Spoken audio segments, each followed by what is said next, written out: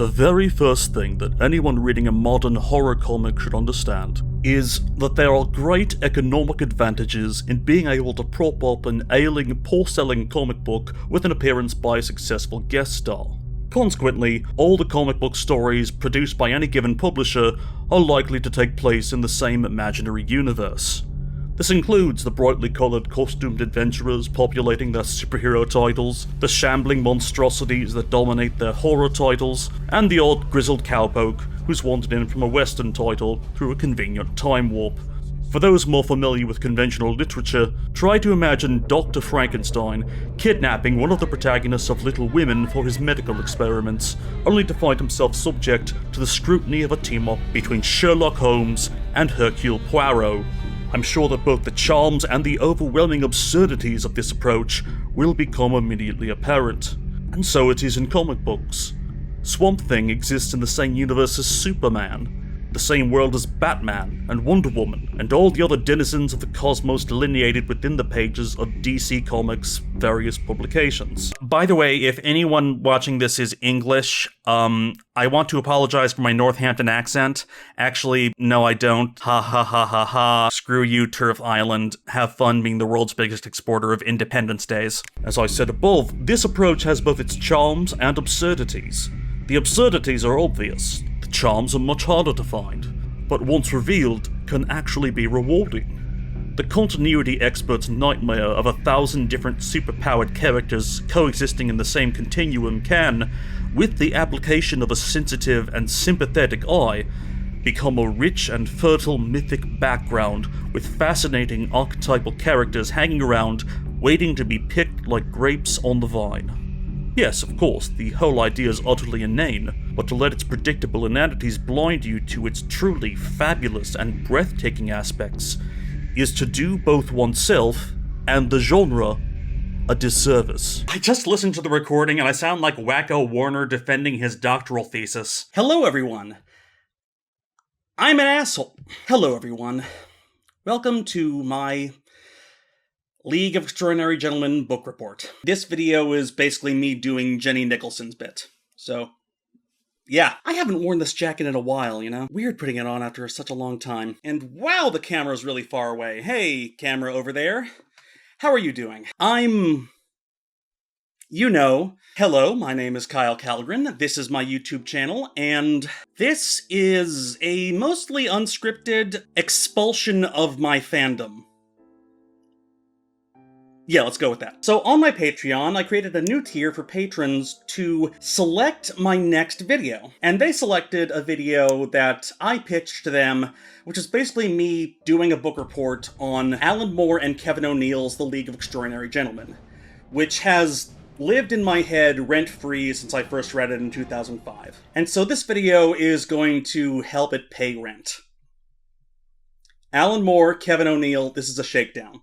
The basic idea of the League of Extraordinary Gentlemen. It is very difficult to say the League of Extraordinary Gentlemen. The League of Extraordinary Gentlemen. I'm just gonna say it like that, because fine. The basic premise behind the League is, what if the Avengers, but Victorian England? Alan Moore had this bright idea to gather together the most famous characters from Victorian literature and basically write a fairly simple superhero story involving those characters. If you know anything about it, you've probably at least heard of the 2003 movie adaptation starring Sean Connery. I'm waiting to be impressed. Way back in my baby internet reviewer days, I did a crossover with Matthew Buck of Film Brain where we talked about the movie and I exposed a bit of my obsession with that. And not only was the movie a one-off flop, but it made Connery and Norrington both retire because they had lost their love of making movies, as well as ensuring Alan Moore would never put his name to any film adaptation of his work in the future. Alan Moore knows the score.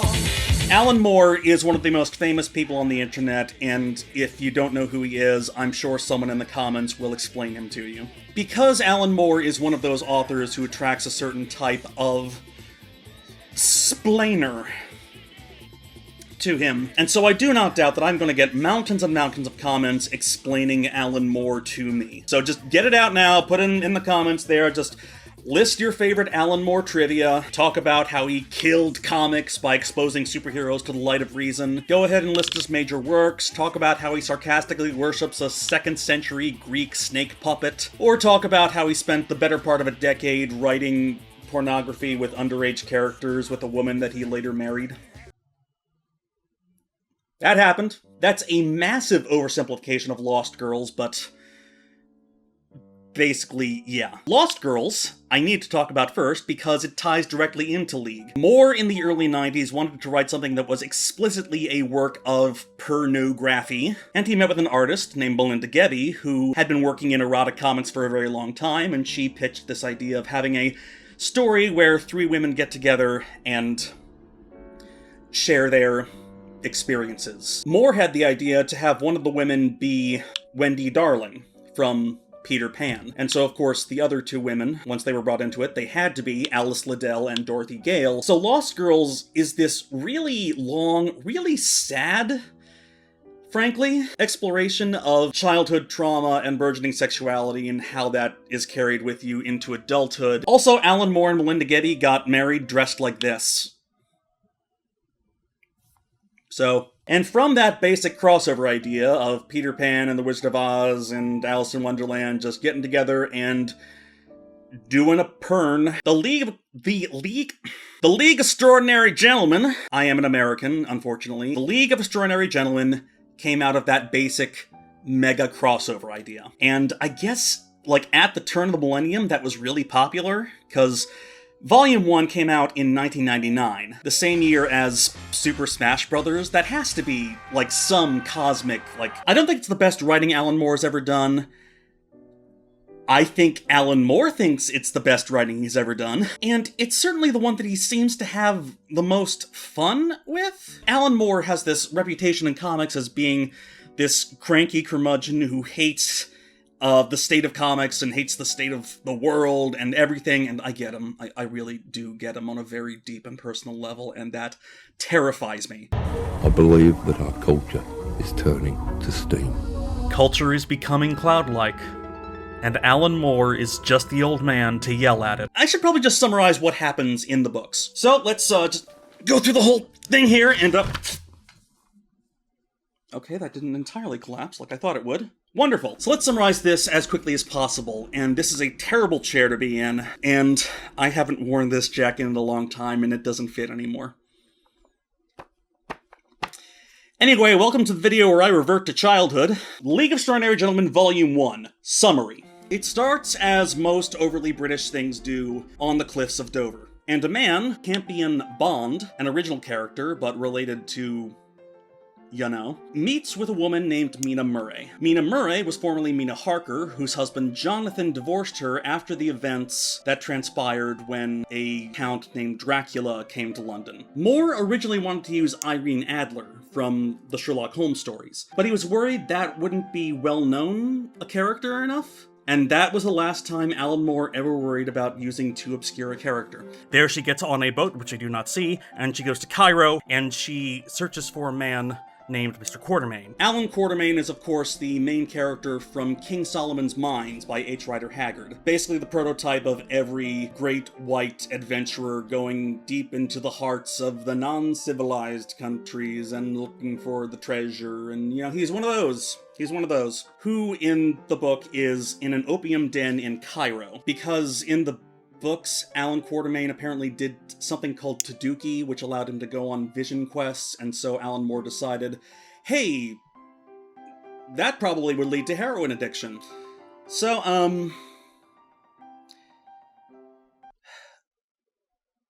oh right, this happens. Content warning, I should have started with that. There's going to be a lot of racism, there's going to be a lot of sexism, and there's going to be a lot of sexual assault, because I didn't know if you knew this, but Alan Moore's work has a lot of sexual assault in it. So every time it happens, I'm just going to say, an Alan Moore happens. So an attempted Alan Moore happens. These characters that only speak Arabic, they're not supposed to be like from any one specific literature, I guess just the general racism of that time.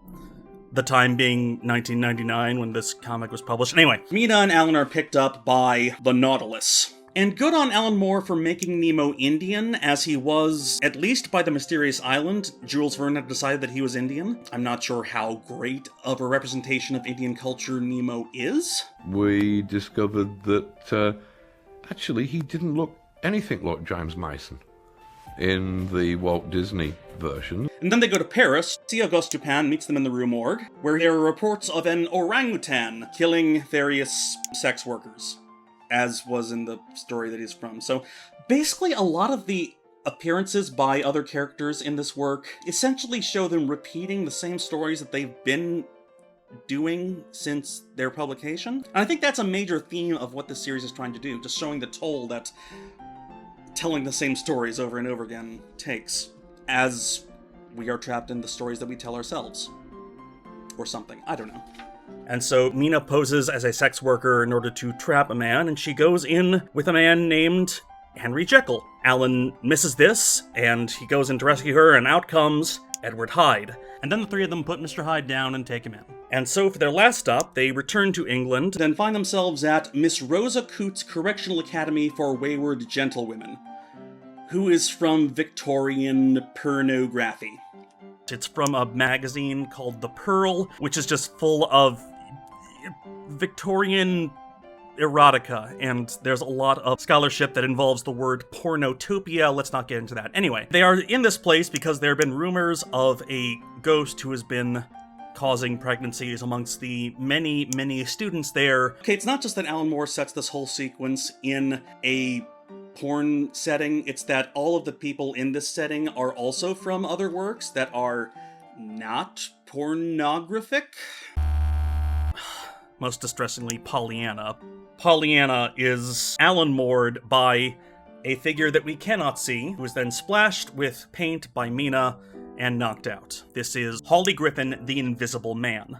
Now, the thing about Alan Moore's writing is that he famously writes detailed descriptions of every single panel. And so, when you're reading this, it's never just like the dialogue that people are saying to each other, it's never just about the overarching plot, but the details that are worked in the background. So, they go into the British Museum, and the cult of Aisha is represented there. They walk into an exhibit with the skull of a Brobdingnagian, samples of Lilliputians, and the skull of a Homo gulliverus, or Yahoo. They walk past an ichthyosaur specimen from the Leidenbrock Sea, Journey to the Center of the Earth. There's a previous league. Just keep saying, yes, everything is canon. Yes, everything is canon. And so, with the entire team assembled, they are given their task: track down a stolen bit of cavorite which will be used at the turn of the next century to go to the moon as part of Britain's space program. But it has been stolen by an unnamed devil doctor currently living in Limehouse. And the overarching plot is the League fights Fu Manchu. Fu Manchu, if you're not aware of him, probably lucky. Fu Manchu is a character created by an author named Sax Rohmer, who of course is white, to embody this racist trope of the yellow peril. Basically playing into the idea that China is going to overtake us all by existing and being better than us at, I don't know. And there's a long, long racist legacy of white actors dressing up as Fu Manchu in yellowface and, oh, isn't it scary? He's Chinese. He is a person from China. That's all he is. And this was a popular character. This is a character that has shown up in scores and scores of fiction, like in crossovers. In fact, Shang-Chi, which came out this past year, Marvel changed Shang-Chi's dad to this new character named Wen Wu, who's basically the stand-in for the Mandarin that they had last time. Shang-Chi's canonical father is neither Wen Wu or the Mandarin. Shang-Chi's canonical father is Fu Manchu. So it's like, we're still like working with the afterthoughts, the echoes of these. Anyway, they investigate Limehouse, where they speak to Kwong Li, purveyor of fine tea, who tells them that the dragon lies beneath the bridge. And so, after various encounters with various stereotypes, all of which are directly from literature of the time. I mean, part of me appreciates that as just a warts and all portrait of the fiction of the time, but also, it will only get worse from here with other characters that appear later on, and we will get to them. Oh, we will get to them. Oh, we will get to them. Also, why does Hyde have predator vision? Why does Mr. Hyde have predator vision? There's a fun bit of world building here where we're introduced to Captain Nemo's two first mates. Broad Arrow Jack, who's from A Penny Dreadful, and Ishmael from Moby Dick. I mean, I guess it makes sense. I mean, he's followed one madman through the sea. He can follow another. And they get the Cavorite back to Campion Bond, who in turn gives it to M, his boss. And it is revealed that M is none other than the Napoleon of crime, James Moriarty. Like, this was in the movie, too. Professor James Moriarty. The movie jettisoned Fu Manchu because, honestly, mostly because copyright. But I'm sure if they could get away with using Fu Manchu, they would have, because I have no faith in anybody. And with the Cavorite, he powers his own airship to essentially ethnically cleanse Limehouse and wipe London's Chinatown off the face of the earth. Basically, the League get involved with a gang war between Moriarty and Fu Manchu over who will control the London crime scene. Again, Fu Manchu doesn't do anything. He's just there to be bombed. The League finds out about this because the Invisible Man spies on them, and also Nemo figured it out. And so they gather to stop Moriarty from bombing Limehouse. There's a little aside with a very elderly, artful Dodger. He gathers his children and tells them to go to the London Underground for safety. He calls them various names which give away that they are in fact distant ancestors of the characters on the BBC soap opera EastEnders. Because they're in the East End, so. A great aerial battle between Fu Manchu's soldiers on one side and Moriarty's on the other. The Chinese fight back with kites. Al, why are you doing this to me? Alan Moore, why are you doing this to me specifically? The League gets onto a balloon and flies up to Moriarty's airship, where they do battle with him and his forces. Moriarty calls Mina a smelly little lesbian, which... whoa. And Mina destroys the device holding the Cavorite, causing Moriarty to grab it and go into orbit. Amazing. Victorious, they return to the British Museum to meet the new M, who this time is Mycroft Holmes. And accompanying all of that is this text story called Alan and the Sundered Veil, where Alan gets so high that he meets the time traveler. Alan Quatermain takes a hit of Taduki, causing him to hallucinate and also astral project. It is in this astral projection that he meets John Carter on his way to Mars, Randolph Carter, his great-grandnephew, who is also looking beyond the veil, and the time traveler. They fight with Migo, who in this continuity are also Morlocks, and they see an Aleph, in which Alan spies every possible facet of his life from beginning to end, before being overtaken by a creature from the plane of Yugoth. So there's a lot going on there. A lot of it hasn't aged well at all, especially just the way Moore handles characterization. I mean, Moore, by this time, had definitely worked himself into a corner as a guy who, like, just does revisions on these, on superhero tropes and all that. And yes, he likes taking children's characters and making them into really depressing examinations of what it's like to get older and see your dreams die. And people aren't really into that anymore. Like, we're rebuilding a childhood with our pop culture. We are mostly rebuilding a childhood out of other people's childhoods, our parents' childhoods. But anyway, Volume 2. Volume 2 is about Martians. So 1898 is the same year that H.G. Wells published The War of the Worlds. And the League find themselves essentially within the background of that very story. But Moore expands on it and retells the story in a universe where all fiction exists. And so it opens in one of the most stunning sequences I've ever seen drawn by Kevin O'Neill or anyone. We see a 19th century war on Mars between Martian tripods and the Tharks from Edgar Rice Burroughs' Barsoom stories. And also, the Sorns get involved. The Sorns are from C.S. Lewis, I think. But before they can close in on their base, a rocket goes off, and Carter realizes that they are heading for Earth.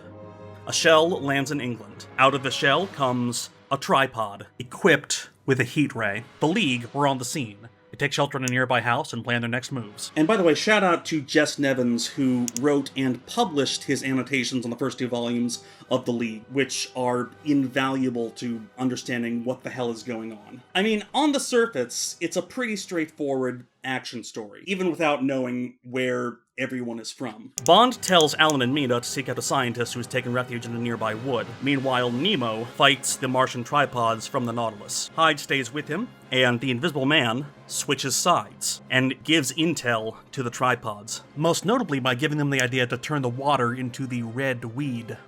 Meanwhile, Alan and Mina have sex, because Alan Moore has a thing for characters who have sex because they're scared of dying. After sex, Alan notices, for the first time, Mina's scars. Not quite the 2 puncture marks of legend, are they? And so it ends awkwardly. The next morning, they go into the woods, and in the woods, they bond over the fact that Alan previously had his own partner who was scarred in a very similar way. And they just, they do it, and they are interrupted by children's characters. Various children's characters who are wearing human clothes. One of these children's characters is a toad in a motor car. And this is the point where I realized that I loved this series and would do everything to read more of it, to see where the hell else they would go. And it was funny because, you know, it was a thing from childhood that's like in a super adult comic, and it's just, you know, it's funny to see, you know, your childhood, you know, grow up and stuff, and this. And so, after following these children's characters, they come to a camp populated entirely by children's characters who are animals who wear human clothes, and it is revealed that they are all creations of Dr. Alphonse Moreau, who has prepared his own hybrid to give to the British government in order to defeat the Martians. So Moreau is also an H.G. Wells creation, the Invisible Man is an H.G. Wells creation, it's H.G. Wells defeating himself, essentially. So the Invisible Man beats up Mina Murray, and Mr. Hyde does not take it well.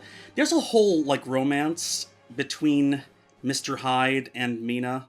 Well, not a romance, but basically Alan Moore argues that they would get along because, as bad as Mr. Hyde is, Mina has met someone worse. Which...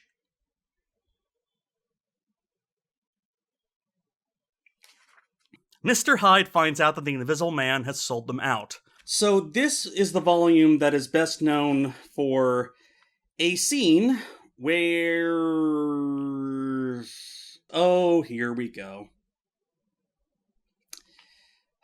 I just found the page where Mr. Hyde, Alan Moore's the Invisible Man to death.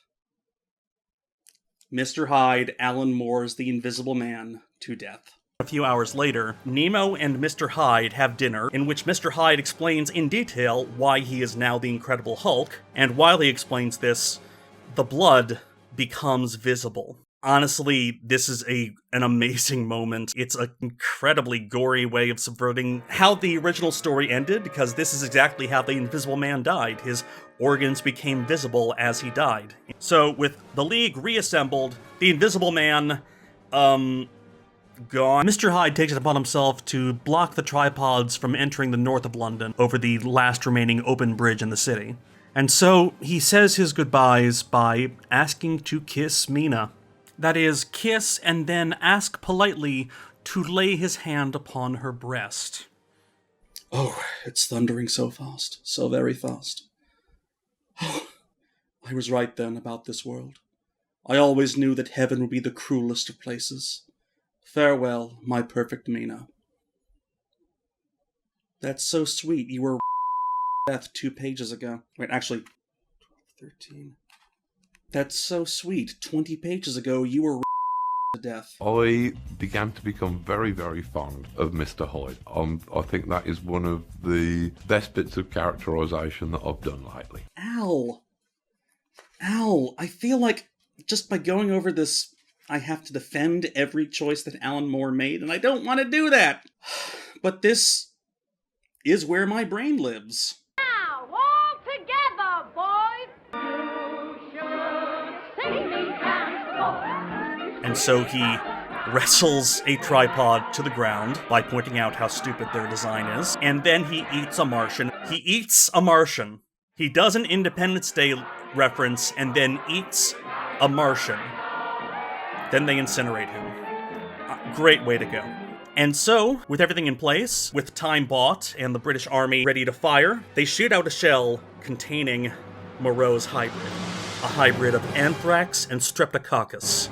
According to the press, the Martians will have died of the common cold. Any humans died of Martians. Nemo is of course furious the British Empire is now using biological weapons and quits the League. And so the League disbands.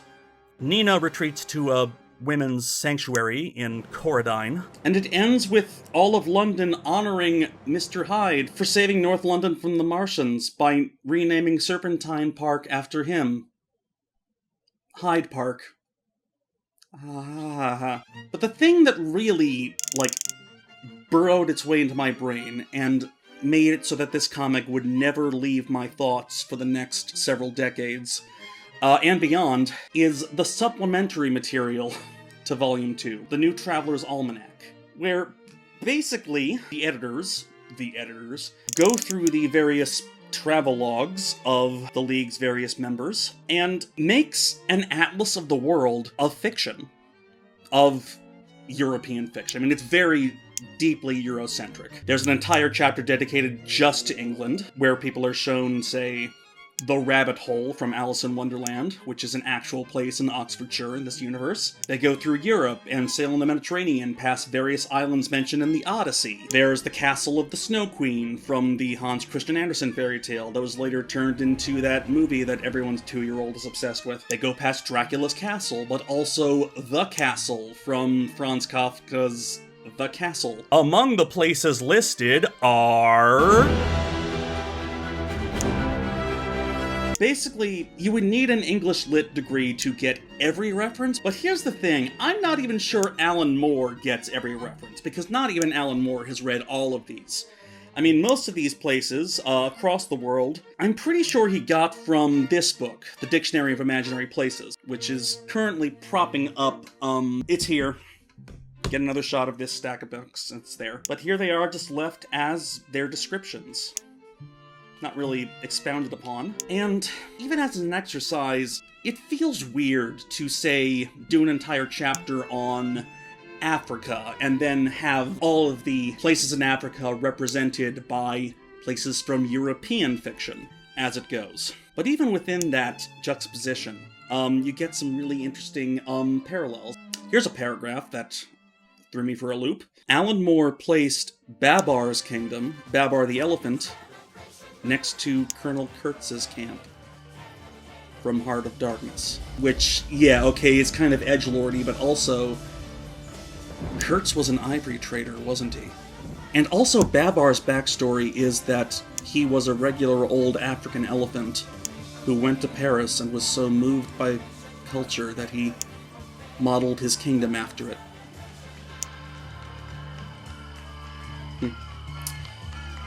The horror. But anyway, it's very dense, but if you get through the end of it, they all meet Santa Claus, who is described as a wild-eyed, bearded fellow. He wore as his magician's robe a fresh-flayed reindeer hide, reversed so the skin was outermost, its bloody red, by now turned almost black, lined by the fur inside that stuck out in a trim around the garment's edge. Big plot point that's dropped here, buried under all this text. Alan and Mina discover the Pool of Immortality kept by Aisha, she who must be obeyed. And so they bathe in the waters of life, and they are now immortal. Reading through it, it can be fun to just pick out the references. In fact, there's an entire game of Extraordinary Gentlemen, which I'm assuming is totally unplayable, but it is a very dense, collection of all their research thus far. Which, okay, cool. But anyway, most people stopped there with that series. More did not, which will lead us to, the Black Dossier, which... recapping this whole series is really tiresome. The Black Dossier. Oops, all world building. So the Black Dossier takes place in 1958, deals mainly with the fallout from the Big Brother regime, from 1984, which in this universe took place in the year 1948, when 1984 was published. Because Go with it. Go with it. Do not question Alan Moore. The nerds will come after you. We see a blonde woman that we don't recognize in a pub run by the cast of Coronation Street, and we see an Englishman dressed in a dark suit who claims to be a secret agent. I learned a lot about copyright law reading this. So apparently, you can have an antagonist in a comic book who is a skinny white Englishman who walks around in a dark suit, who uses special gadgets to subdue his enemies. He is a massive misogynist. He likes vodka martinis. And apparently, you can do all of this so long as you don't actually call this character. But anyway, James Bond is the villain of this. And since he is James Bond, he of course immediately attempts to Alan Moore this blonde woman. The blonde woman is revealed to be Nina in a disguise, and there's Alan, also immortal, with her.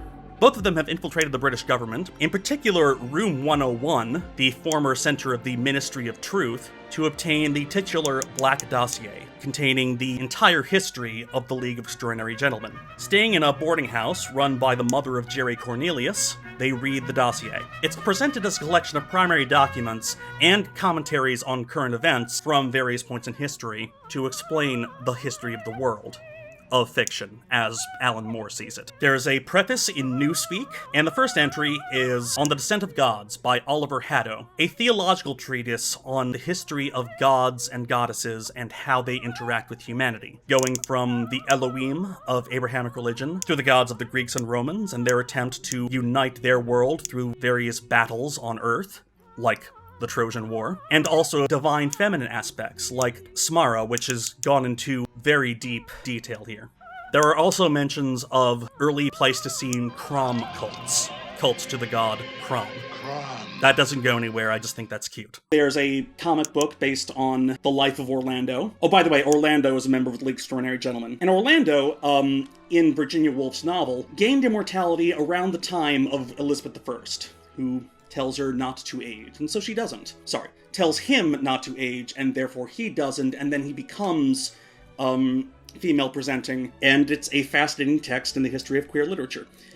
And Alan Moore turned Orlando into the Highlander. From their birth in Thebes as the child of Tiresias, who, like them, would also change gender over their life. They hopped aboard a pirate ship and left once they turned female. Going into deep Africa, they found the Pool of Kor, and thus gained immortal life. They went on to become veterans of the Trojan War, they were companions to Aeneas, he went with Brutus when they settled Britain and reclaimed it from the giants Gog and Magog, they were there when the Romans conquered Britain, they were there during the Spartacus Uprising, they fought with Semiramis, they slept with a very, very young Myrddin, and then Vita, or Vito as they had been going by the Latin pronunciation of their name, became a knight under Arthur, and when he died, they grabbed his sword.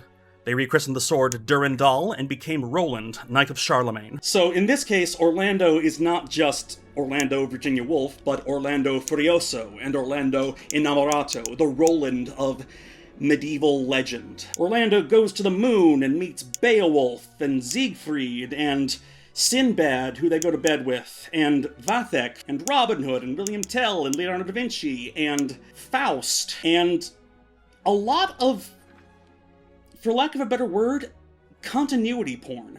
This whole series is essentially public domain continuity porn. And it is kind of fun just seeing this long connection between the Odyssey and the legends of medieval literature, the matter of France, the matter of Britain, and carrying that through line through 17th century literature, 18th century literature, 19th century literature, into the pulps of the 20th century, ending in 1941, which is when Virginia Woolf died.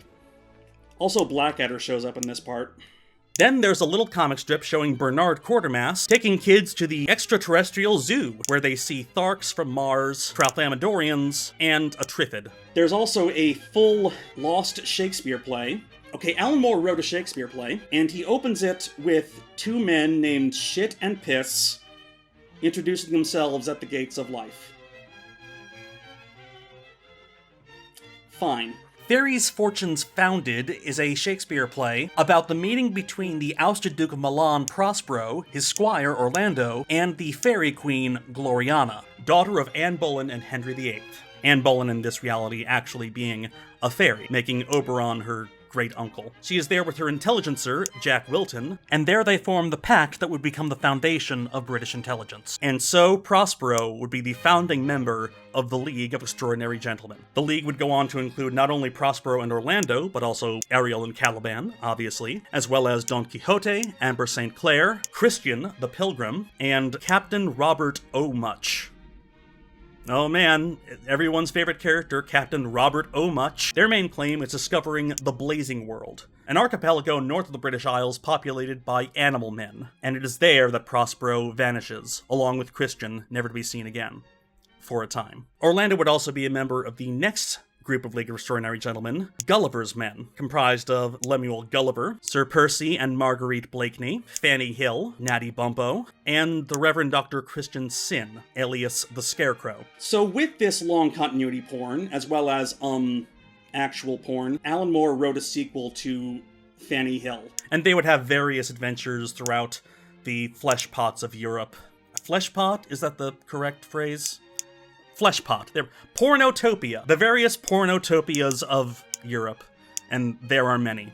There's a place called Cockaigne, which, I mean, it's right there in the title. Anyway. It's just a lot. It's a lot.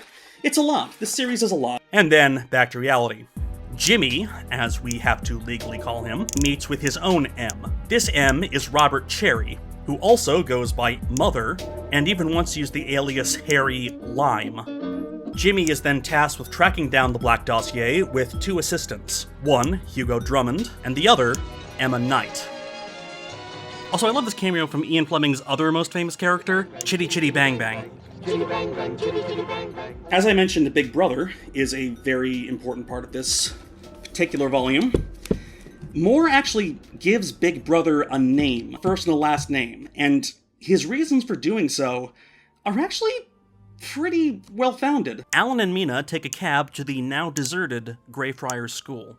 At Greyfriars, they meet Billy Bunter, who is taking care of the place, and there he spills the beans that the famous five of Greyfriars went on to form the inner circle of the English Socialist Party, or INGSOC. Harry Wharton himself would go on to become BB. The Greyfriars stories were these really popular stories about kids in a British boarding school, and Moore decided that these children's characters grew up to become Big Brother et al.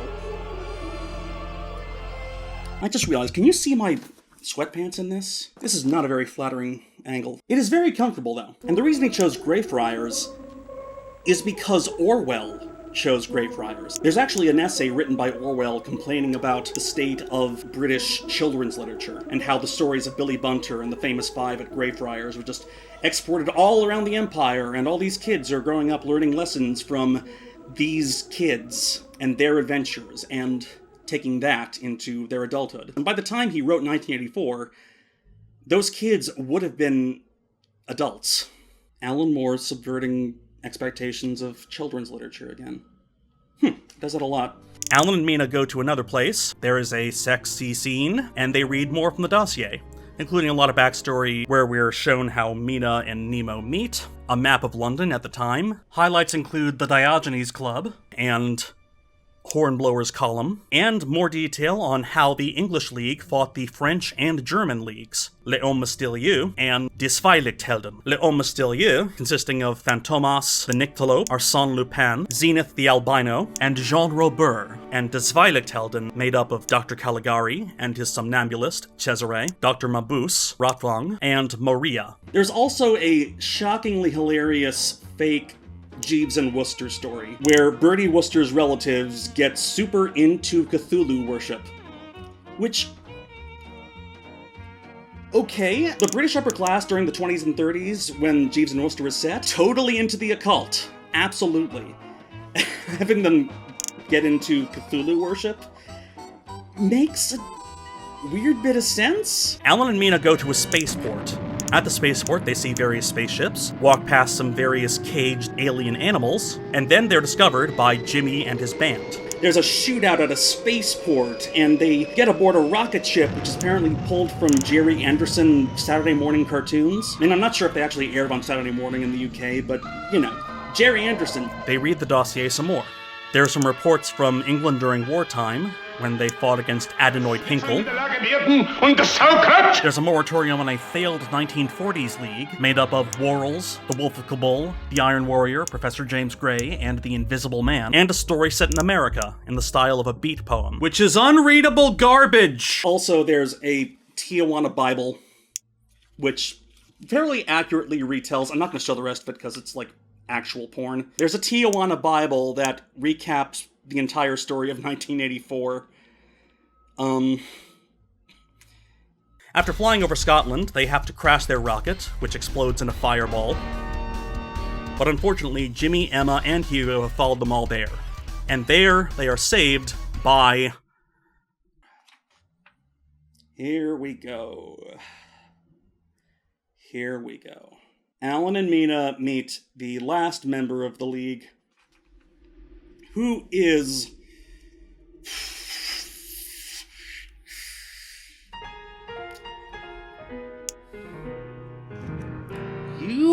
You wanted me to talk about this, and now I have to talk about it. But before I do that, I need to sum up some plot. Before getting away, they reveal that Jimmy has actually sold out the entirety of British intelligence, and got Emma's father, John Knight, killed in order to benefit the Americans. Upon finding this out, Hugo Drummond says a lot of really shitty anti-Semitic shit, and Jimmy shoots him and then goes to bed with Emma Knight. Plot summed up. Now.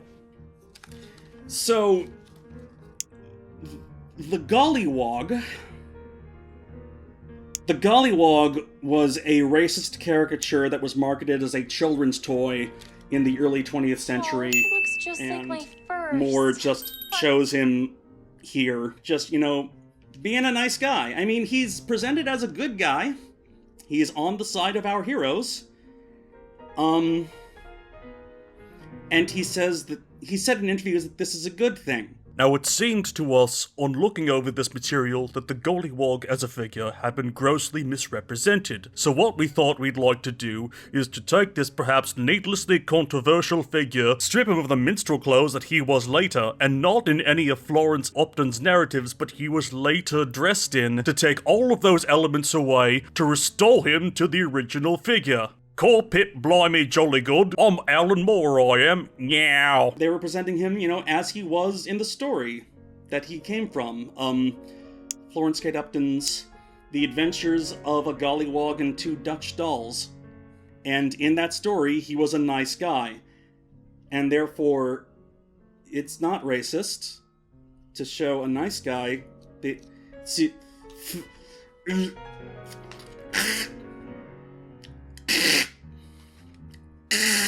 Like, he's already a figure. Like, the speech that you wrote him, the speech that Alan Moore wrote him in is a stump speech. It's a staple of minstrel shows. This whole, style of, getting the words wrong, but also having their basic meaning, convey what's actually being said. When George Washington Machine crossed the Delaware, Napoleon with his bones apart, and they signed the Declapendence of Indigestion.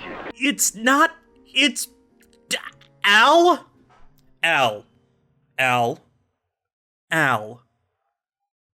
You're smarter than this. You have to be smarter than this. You have to be smarter than this, other why the fuck do all the nerds in the world love you?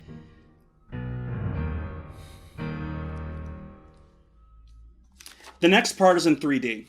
Meanwhile, aboard the Hate Crimes balloon, they fly to the Blazing World. This entire section is in 3D, because they're in a fourth-dimensional place. Fine.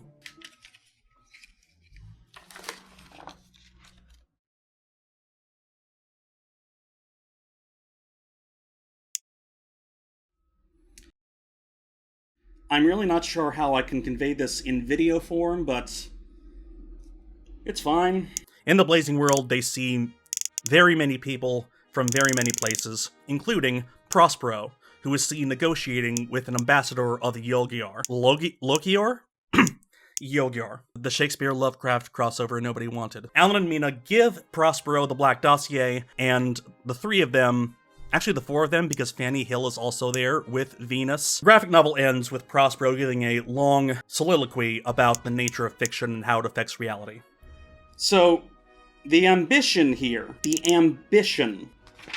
in bringing this world to life is undeniable. It is undoubtedly ambitious, not only in construction, but also, form. There's an amazing bit in this 3D section where you have to close one eye to see one world through a mirror, and then close the other to see the different world in that same mirror, both from different sources. So here's the problem with trying to create continuity out of everything. Now, the thing about doing a gigantic continuity with everything, big set of scare quotes around everything, because there's no possible way you can fit every work of fiction into this.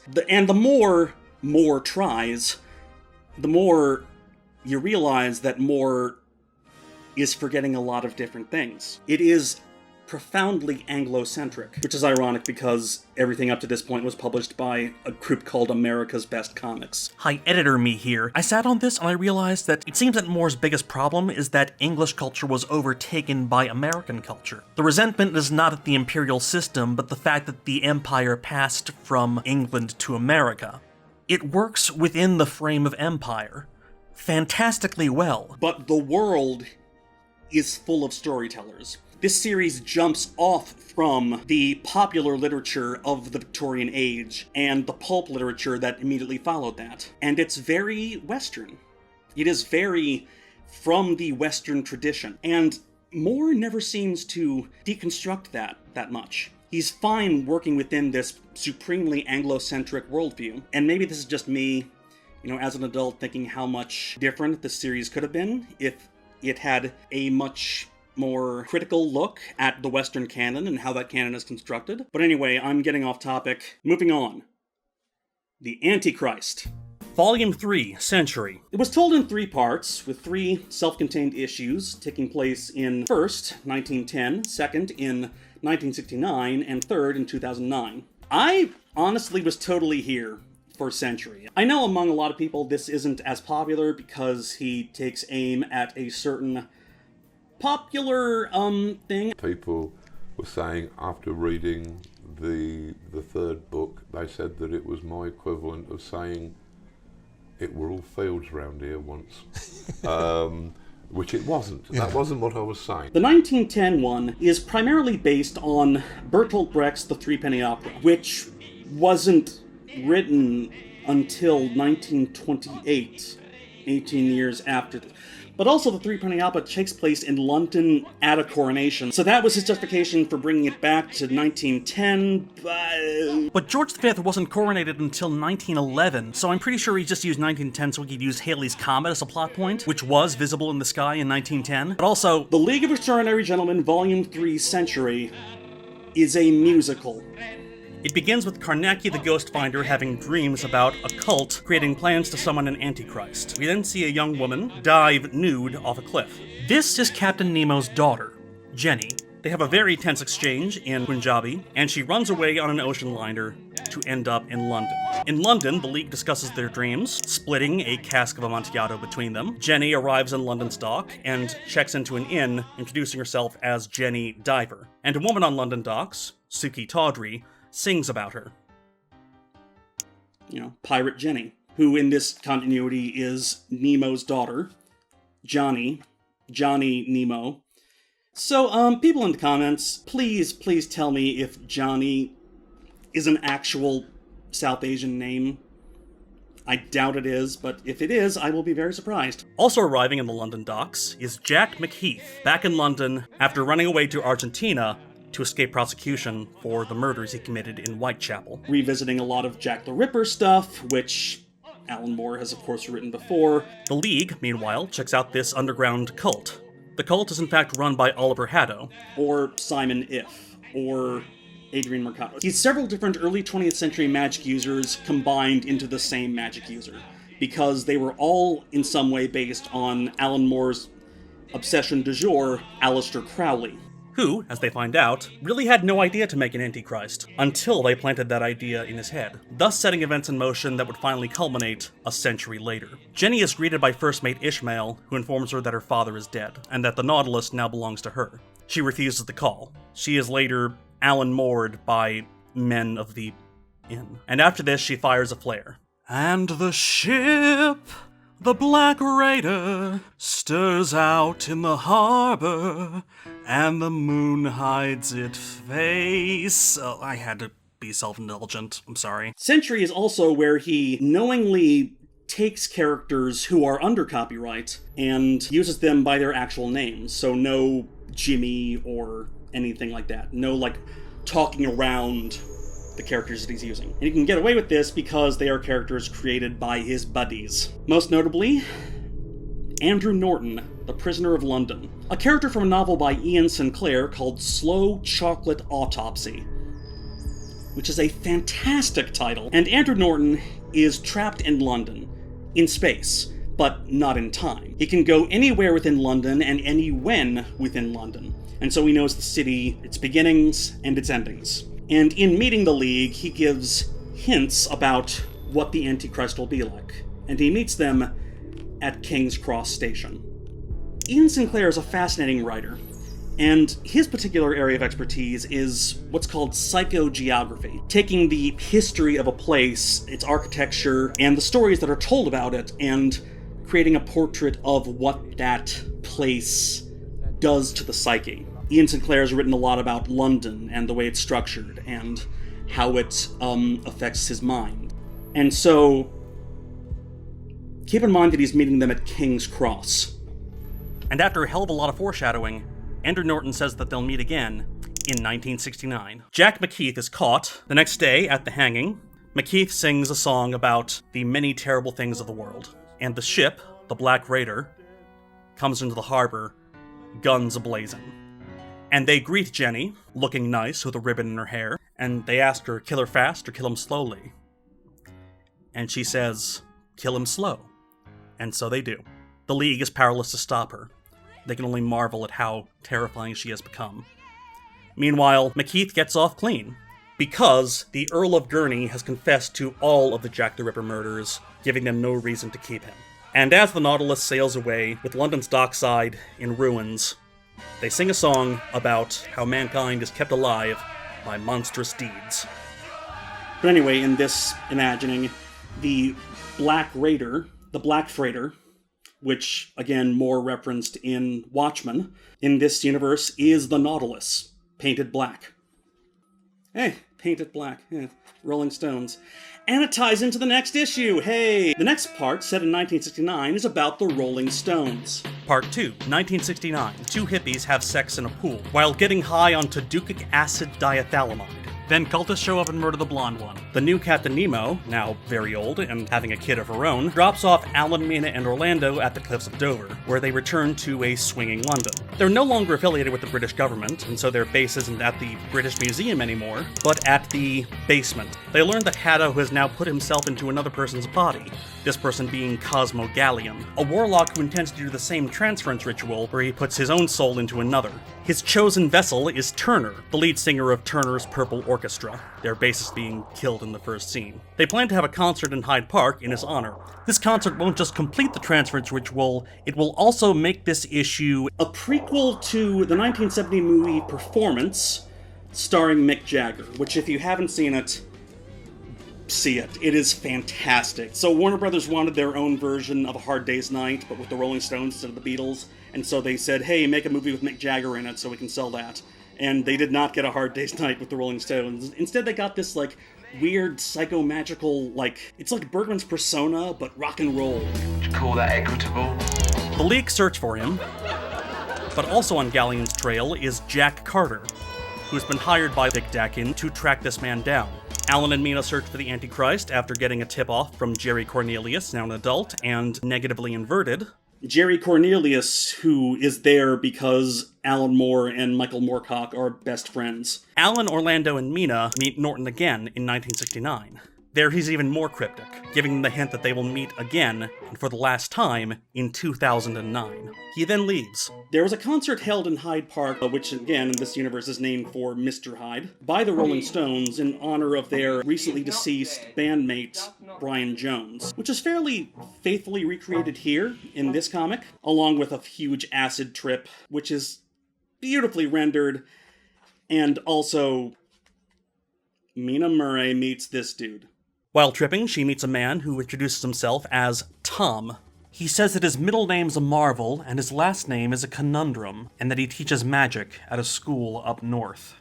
Also, when looking at him, he takes on the form of a snake. Okay, hold up. Like, I know this isn't, like, quite canon, but was never a teacher. Didn't teach at he was a student there, but he never, like, had a faculty position. Well, now I have too much headspace.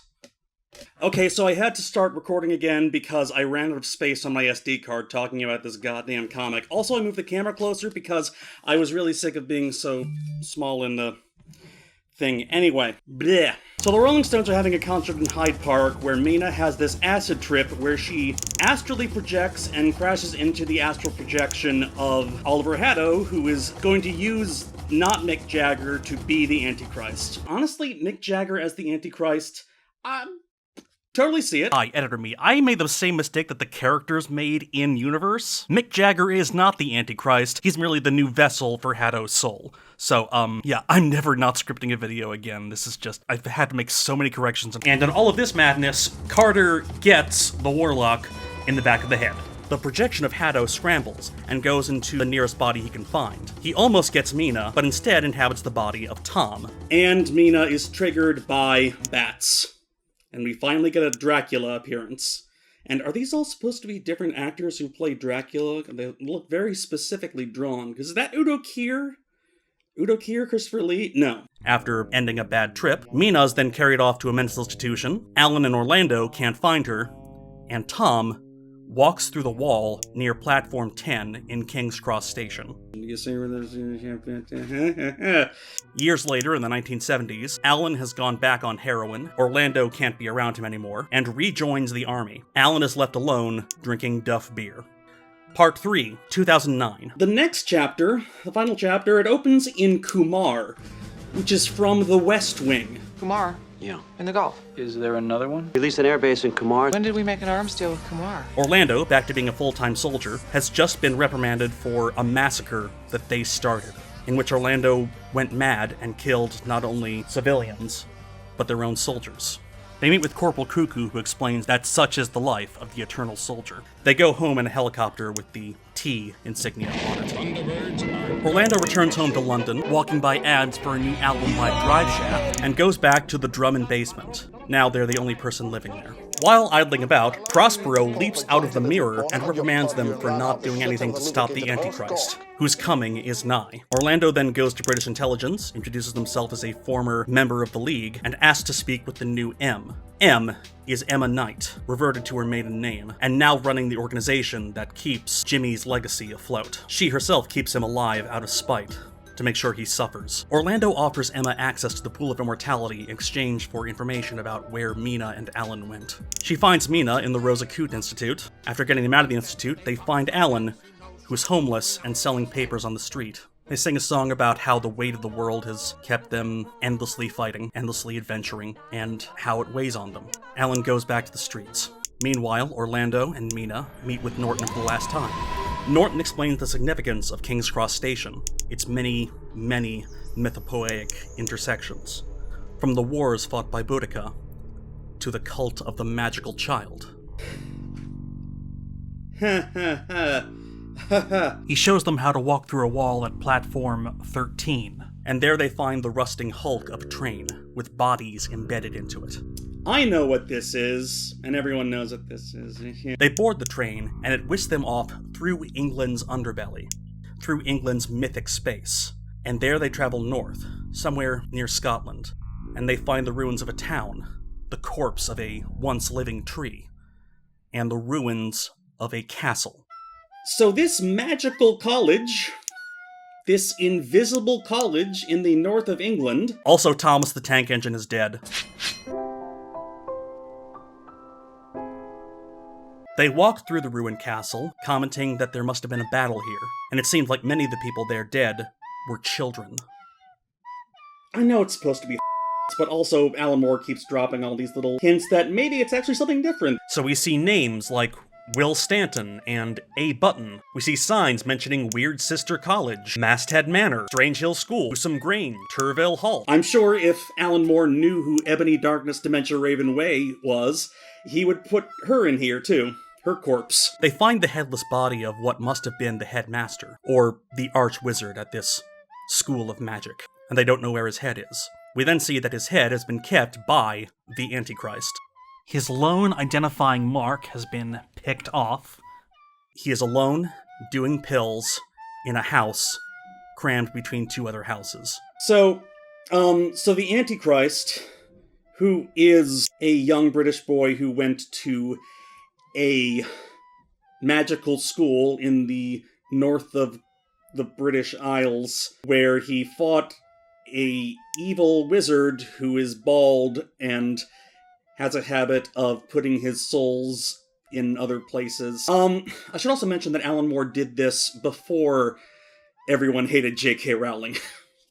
For good reason. So really ahead of the curve on hating J.K. Rowling. But he seems to hate J.K. Rowling for being unoriginal, which, yes, she is, and also for being popular. I've read reviews of Century suggesting maybe it's not actually just or maybe it is the entire institution that is pop culture represented in this one British boy. Hold up, could this be...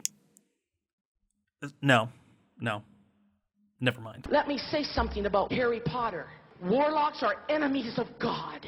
And I don't care what kind of hero they are. They're an enemy of God. And had it been in the Old Testament, Harry Potter would have been put to death. Orlando and Mina finally track it down to an address. They get ready for battle, have sex. In Alan Moore's world, getting ready for battle means having sex for the last time. And they follow the address to the place of the Antichrist, who is gigantic, covered in eyes, and surrounded by flies. He's down there, a new god who has found his calling and bellows, I am a beautiful animal. I am a destroyer of worlds. I am the Antichrist. And dear reader, at last the world was quiet. Please let Daniel Radcliffe play this role someday. He would do it, too. Alan comes back to save them, only for the Antichrist to take out his... Sorry, I'm just looking at the panel where Harry Potter kills Alan Quatermain by shooting lightning out of his dick.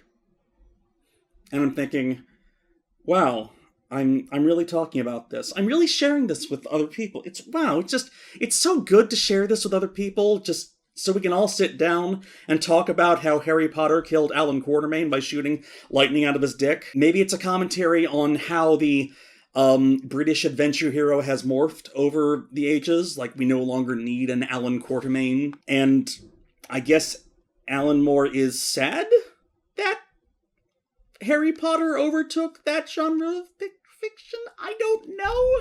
Orlando calls him a piece of microb. We're gonna have to start saying other bad words like cock and fuck and microb. And at the last minute...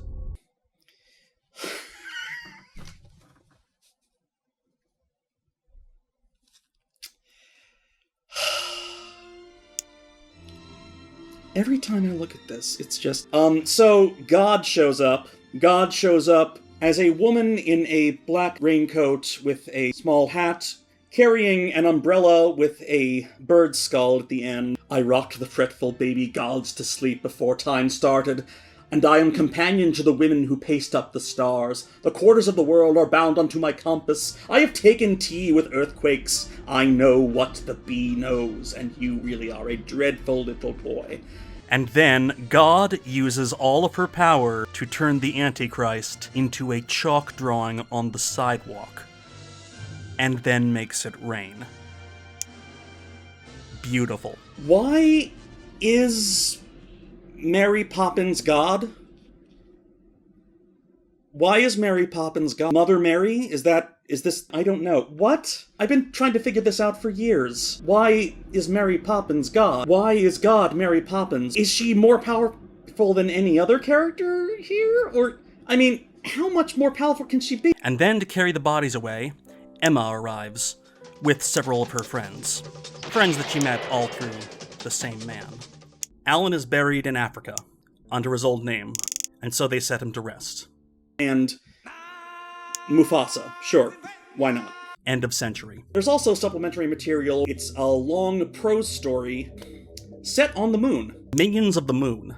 a title taken from Shakespeare. Let us be Diana's foresters, gentlemen of the shade, minions of the moon. Where, like with Mars in Volume 2, Moore ties together all this different fiction about the moon, and so creates this, like, lunar ecosystem where there are Amazon women on the moon, and they eat clangers for meat.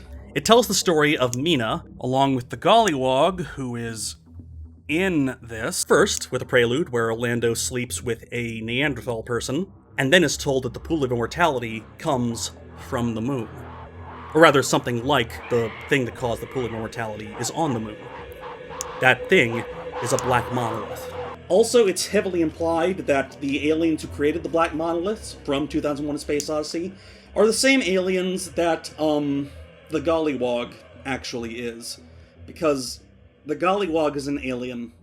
He's from a dark matter dimension. And, so I've mentioned that I grew up in the Netherlands, and, having the Gollywog actually be an alien from a dark matter dimension feels very, it feels very, he's just that color from the soot. From the chimneys he goes down, you know? Also, I shouldn't be calling him a Gollywog, but rather a Gallywag. He was a slave. He is a slave from a race of slaves who look exactly like him. Like, this is supposed to be a subversion where he's like an alien, but he's a slave. They're aliens. Okay, it's not just that he brought the Gollywog in, it's that he feels like he has to justify the Gollywog. Because there's gotta be a smarter way to do this. Also worth mentioning that in this story, the various moon bases of classic sci-fi are also canon. Like, I'm from Maryland. The Maryland representation we have is Moore has a conversation between several different characters who are clearly relatives of the cast of Homicide: Life on the Street and The Wire. Because in Jules Verne's From the Earth to the Moon, the company that sends men to the moon is the Baltimore Gun Club. So we have characters from The Wire on the moon. But anyway, it drops a major plot point that the Amazon women on the moon are out of sperm, and so they need someone's sperm to procreate. And Mina gives them the corpse of James Moriarty, who, flew up at the end of Volume 1, so it comes back around, and I do not understand. I think I never will. And I have to come to terms with that. Anyway, I'm wasting time. The Nemo Trilogy. The Nemo Trilogy is a set of 3 adventures over the career of the second Captain Nemo, Janny. Really fun romp, honestly. The daughter of Captain Nemo spending the 20th century going into various fictions. The first one, Heart of Ice, is about her going to the Mountains of Madness. In the 1920s, she raids New York and captures a cache of treasures from a visiting Ugandan official. That Ugandan official being Aisha, she who must be obeyed. A white African prince, anyway. And we're introduced to her recurring villain, Aisha, who's been mentioned several different times and finally becomes a main character in her own right. She then hires the richest man in New York, Charles Foster Kane, to assemble a team of people who will take her treasure back from Nemo. That team of people includes Frank Reed Jr., Jack Wright, and Tom Swift, spelled with a Y. They track Nemo down to Antarctica. There are many perils on this journey, including a gigantic hole to the hollow Earth, into which Jack Wright falls down, various Antarctic monsters, like the gigantic penguins that they come across, and to the team of American scientist heroes, including Tom Swift and his electric rifle. Best moment of the comic comes from this vision of a gigantic figure in white. Also along for the ride is Professor SFX von Dusen, aka the Thinking Machine, who is introduced immediately to be killed off. Nemo and their crew hide, while the American heroes discover the terrible secret inside the Mountains of Madness. And Tom Swift looks directly into the monster as it screams, Tekeli Lee, Tekeli Lee, Tekeli Lee, Tekeli Lee. Nemo returns home to Lincoln Island, defeated, but wiser, and Tom Swift is left in a madhouse, only able to say the words Tekeli Lee. Charles Foster Kane is left wondering, what could he possibly mean by the words Tiger Lily? Second part, Nemo fights Nazis. Love that. It's 1941, and Nemo has taken sides in World War II against the Germans, since their son-in-law is, after all, French. After their son-in-law has been taken hostage and taken to Berlin, Nemo sails the Nautilus upriver into Berlin itself. Adenoid Hinkle rules over a reshaped Berlin, one created by the architect Karl Rottwang. Also, Nemo, The Roses of Berlin has convinced me that Alan Moore has read Siegfried Kracauer, the author of From Caligari to Hitler, because these Zweilichthelden were mentioned before in the Black Dossier, but here they are main characters. And they serve the Nazi party. Well, the Tomanian... Are they actually called Nazis in this? And yes, they face SS soldiers, but in this universe they are, what's the German word that they... Schlafkommandos. Schlafkommandos. Caligari has literally brainwashed people into sleepwalking for him and committing atrocities while sleepwalking. Someone read From Caligari to Hitler. There's a battle with Maria, who sheds her human skin, since it no longer serves propaganda purposes. As Nemo fights deeper into Berlin, they ally with Dr. Mabuse, who tells them that Hinkle is allied with an old enemy of theirs, Aisha, who still hasn't forgiven her for taking her treasures. During the ensuing battle, Nemo's lover, Broad Arrow Jack, is killed. And so, she kills Aisha. And after this, she bombs the shit out of Berlin. Nemo versus fake Nazis. Love it. Also, I love this detail of the statue of Hinkle with the head taken off, where he's holding the world on his finger. Yeah, great. Also, there's supplementary material written by Hildy Johnson, the reporter from His Girl Friday, basically covering the Nemos as if they were a celebrity family, because Jenny Nemo's daughter manages to marry into the family of the Robers, who are from a different, are they also Jules Verne? I have to look that up. Anyway, I'm blazing through this because I want to get to the end, because I've already used up an entire SD card's worth of stuff. Final part of the Nemo trilogy, Nemo Volume 3, River of Ghosts. Also, Alan Moore introduces us to our new favorite character. He clearly loves them. Hugo Hercules is from a very briefly ran newspaper strip, which arguably shows the first super strong character in American comics. And since there's so little actual source material for this character, Moore conflates him with a bunch of different characters. So here he's Hugo Coughlin, which is a corruption of Cuchulainn. It's not just a figure from comics, he's also the Irish mythological figure Cuchulainn. He punches out a T-Rex, which is great. I mean, that's great. That's classic comic book stuff. Good. Alan Moore just serving up. And after joining Nemo's crew, they fight their way into the middle of the Amazon jungle, where they find out that Aisha is still active. Well, not Aisha, but clones of her. Because the same program that created clones of Hinkle, that created boys in Brazil, was also creating clones of Aisha, for much the same reason. They also make bank by exporting their robot-human technology to places around the world, such as Stepford, Connecticut. Because the boys from Brazil and the Stepford Wives were both written by Ira Levin. Okay. Hugo Hercules battles the bikini robots of Dr. Goldfoot. The last clone of Aisha is killed, as is Captain Nemo. In 1987, a statue to her is unveiled, and her grandson takes up the mantle. And Captain Nemo continues to fight into the 21st century. End of the Nemo series. Anyway, we're coming up to the last volume, The Tempest. Yes, it's a Shakespeare reference, but then again, everything is a reference. Everything is a reference. Absolutely everything is a reference. I mean, part of me thinks I could easily do this video by talking about the discrepancies between every source that the League draws from, but that would literally kill me. I could die before reading every single source and comparing it to this comic, but it's just so dense. Also, this comic is what Alan Moore decided to retire on. Thus is the course of Fable's river run, to flood with jewels the delta of its end, here the summit peak of Let's Pretend. Now is the story of all stories done, and we hail our imaginary friends before the curtain of the stars descends. I'm recording this late into the game, and I know this will just make the video longer, but I cannot not talk about the fact that Alan Moore decided to retire by making fun of Stan Lee and Jack Kirby, by acting like he was Stan and Kevin was Kirby. And yes, Alan Moore has a reputation for being bitter, but oh god, he knows. A League Look and Lament feature cheated champions of your childhood, factual biographies of comic artists who were cheated over by the industry. It's... Alan Moore is the grumpiest old man. With receipts. Watcher, mates! It's your Madcap Masters of Ceremonies, Alan Kev here, pretending to be two frankly baffled editorial employees working for British juvenile weeklies in the 1960s, who are themselves pretending to be unlikely English versions of Stan Lee and Jack Kirby for reasons they don't entirely understand, with the whole conceit thus only being comprehensible to elderly indigenous men who can't get over their childhoods. Alan...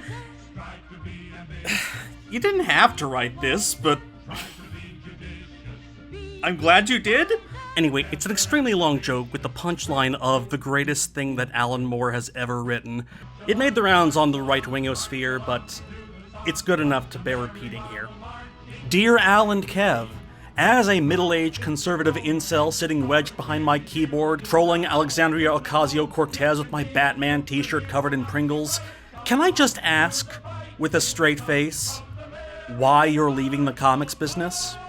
Yours, Hiram J. Comicsgate III, Oklahoma, Ohio.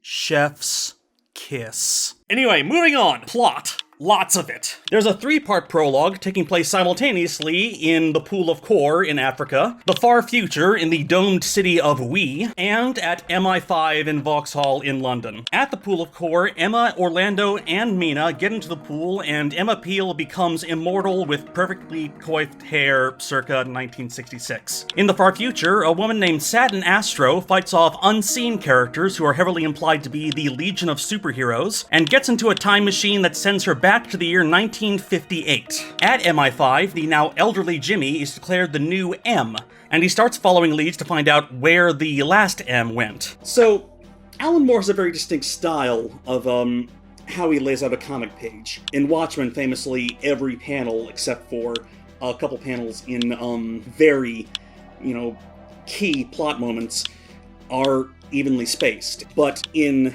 this one, he starts experimenting a lot more, to the point where even major plot points are delivered in parodies. There's a whole segment where we meet old James Bond, who is like in his 90s and confined to a wheelchair, and supplemented by all of the other James Bonds, who in this universe are simply propaganda, and it's told in the style of the James Bond newspaper strips. And James Bond himself isn't just James Bond, or the James Bond within the James Bond canon. Even the James Bond canon is not quite canon, but Austin Powers is. Austin Powers and what looks like the James Bond car from Cars 2. So yes, the regular characters are canon, but also so are all of their parodies, including the Woody Allen James Bond, because Woody Allen played James Bond once. Forgot that, huh? As a collective, as a species, we forgot all that. M takes his J agents to Africa, where they find the location of the Pool of Kor. Going with one of the reserve J agents, M dips himself into the Pool of Kor and emerges immortal, then killing the reserve J agent. And James Bond's first act as an immortal is to nuke the Pool of Immortality. 7 James Bonds at Casino Royale. They came to save the world and win the gal at Casino Royale.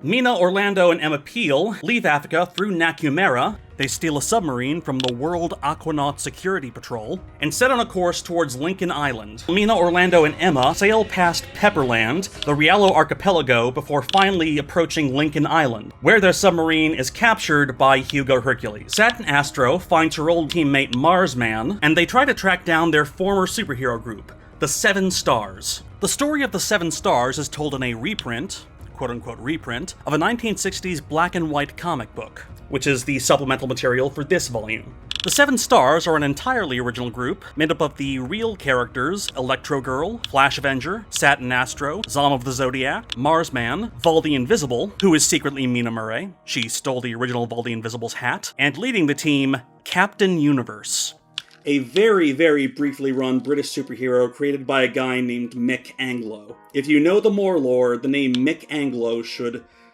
ring a lot of bells. And in case you're wondering if Alan Moore is still bitter, there's a whole scene in the Seven Stars segment where a character named Mr. Apollo is set to appear in full costume, but then an American lawyer shows up and tells him that his costume is too similar to his client's to allow him to wear it. So, the Seven Stars team up to fight Toby the Fat Schoolboy, who is a kaiju-sized British schoolboy. He is quickly defeated by being turned into a regular boy by Zom of the Zodiac. Zom of the Zodiac's power is the ability to turn people into anything that he wants, using the power of the Zodiac, which is kind of hilarious, honestly. I mean, not to, like, offend people who, like, take astrology very seriously, but that's very funny. But the Seven Stars aren't the only British supergroup around. British intelligence, still led by Robert Cherry and his henchman, George Smiley, put together their own group of British superheroes, the Victory Vanguard. One of the Victory Vanguard's superpowers is ice cream based, because he was literally an ad for ice cream. So Alan Moore decides to end League of Extraordinary Gentlemen by talking directly about superheroes. There's actually a 2-page scene set entirely in New York, specifically a New York superhero retirement home containing the saddest thing I have ever f***ing seen, which is a very, very old man who is clearly Billy Batson just saying the word Zam over and over again.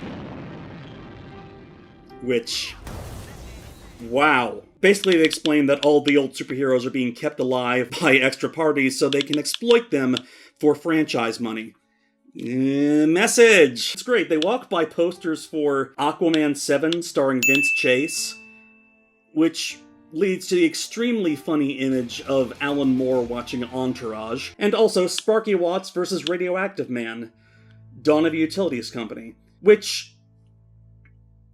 Wait, Alan Moore has canonically written for Radioactive Man. Alan Moore, you wrote my favorite issues of Radioactive Man. So you like that I made your favourite superhero a heroin-addicted jazz critic who's not radioactive? So does that mean that while Marsman and Satin Astro reconnect with Captain Universe, he tells them that most of America's super beings are nothing but special effects propaganda. And he shows them a reel of film showing cameras being set up to fake Superman's arrival. Superman is a hoax. Like the moon landing. Which, how does this work? Who's filming this? Why would they film it? Hi, Editor Me here. I just realized that this might also be a reference to how so many early Superman stories were imaginary stories. That is, like, early Superman continuity was played very loose with canon. DC Comics doesn't do imaginary stories anymore. The last one was, written by Alan Moore. Oh. But there are actually superhumans. Hugo Hercules is one. And we see him doing battle with another, Hugo Danner. Hugo Hercules was hired to kill Hugo Danner in order to ensure that his employer, Clark Savage Sr., wouldn't have any competition for his own son. Hugo Hercules winds up killing Hugo Danner in the ruins of Utopia, which I'm not sure if that goes anywhere. But anyway, at Lincoln Island, Hugo Hercules takes the three of them to the new Captain Nemo. He tells them that he's prepared a new Nautilus, and Professor SFX von Dusen, who was killed in the Nemo Trilogy, is revealed to be a supercomputer who uploaded his entire brain onto punch cards. Okay. He informs them that British intelligence has tortured information out of Emma's colleagues, and so she declares she is going to avenge them. Throughout this, James reads the Black Dossier and catches up on all of the adventures that we already know about, and takes it upon— Jesus Christ. That's Jason Bourne. And takes it upon himself to blow up everything that they care about. With nukes! Nukes. It's a nuke. The James's Bonds dropped a nuke on the Blazing World. Dum diddle dum dum dum dum dum diddle dum dum dum dum. Nemo and Mina, on their way to the Blazing World, stop by Toyland. Toyland, which is ruled by King Frankenstein and Queen Olympia. And there they have a little ball before going to the Blazing World. The Seven Stars get caught in the Creepyverse. There's just a lot going on here. A lot, with every single page. And I'm just so overwhelmed with everything, and everything is a reference. We also meet Mind Man, who is apparently in this throuple with these two characters, who are also, like, super costumey people, but also in retirement homes. So basically the premise is not only is everything canon, but everyone ages normally, which is honestly where a lot of this edgy stuff comes in. It's an old man just speaking about the realities of life getting older, honestly. Emma and Orlando go off to London to take on MI6. Orlando and Emma track down Jason King, who's whiling away his time in Piccadilly Circus, and they emotionally blackmail him into taking their side, hiring him to do in the Jameses. And so he tries and fails several times before ultimately getting Sean Connery and being killed himself. Mina and Nemo make it to the Blazing World where the atom bomb is being undone, because Prospero is casting a spell to essentially run the atomic blast backwards. A spell atomic backwards. Spell atomic backwards. Oh, Kimota. I see what you did there. In a flashback, it's the League versus L'Homme Mystérieux, as Orlando, armed with Excalibur, fights Zenith, armed with Stormbringer, because Zenith is also the Eternal Champion. Moore has a long speech, one of many, about why superheroes as a concept can be damaging to society, right before Fantomas, from Eric's Caverns, blows up the Paris Opera House. And the Lost Girls get a cameo. I knew I brought up Lost Girls for a reason. Electro Girl, who's now Electro Woman, she's in her 80s by now. Electro Woman comes out, she's mistaken for Hannah Montana, and she blows a fuse and causes a blackout in London, terrifying all of these characters, including, is that Dennis the Menace? The British Dennis the Menace? There's a British Dennis the Menace. There was the American Dennis the Menace, and there's a British Dennis the Menace. Dennis the Menace was created simultaneously on 2 different continents. Like calculus. Dennis the Menace is calculus. While Prospero is spelling atomic backwards, Mina and Nemo catch a play, the premiere of Fairies Fortunes Founded, which is written down in full in the Black Dossier and performed here to remind us that the Fairy Queen, Gloriana, had planned the League for centuries. The fairies, in this continuity, were banished from the mortal plane during the 17th century, in particular the Inquisitions of James I. And Mina realizes that Prospero's plan has always been revenge. So it turns out that Prospero was just spending all this time in exile plotting revenge, using magical underlings to work his... How very in character. By the way, I love that Prospero always speaks in iambic pentameter. Love that for him. And this issue, the point of the League of Extraordinary Gentlemen comes to full fruition. Not just Alan Moore's point, but the in-universe, multi-generational conspiracy. The end game of the League of Extraordinary Gentlemen is to make all fictions real, and have the world drown in them. And so everyone, from King Kong to Godzilla to Gamera to this homunculus, this is like, I've seen this diagram, this is like a representation of a human being as they see themselves, like this is where their touch neurons are located. Anyway, there's a word for it. Also Paul Bunyan. Meanwhile, in the Creepyverse, Zom of the Zodiac turns the Flash Avenger into a Zeppelin so they can safely traverse the Creepyverse. They meet the concept of infinity, which Captain Universe manages to destroy with basic set theory, and they wind up in Mysticopolis, where Zom meets his old friend an alligator. Also, there are a couple cameos from characters created by Kevin O'Neill for 2000 AD. Makes sense. And the Seven Stars make it back to London, but they're too late. The Victory Vanguard and pretty much every other British superhero you can think of, if you can think of them, are dead, destroyed by an entity known as the Mass. And so it's up to the Seven Stars to defeat the Mass. Find out next issue.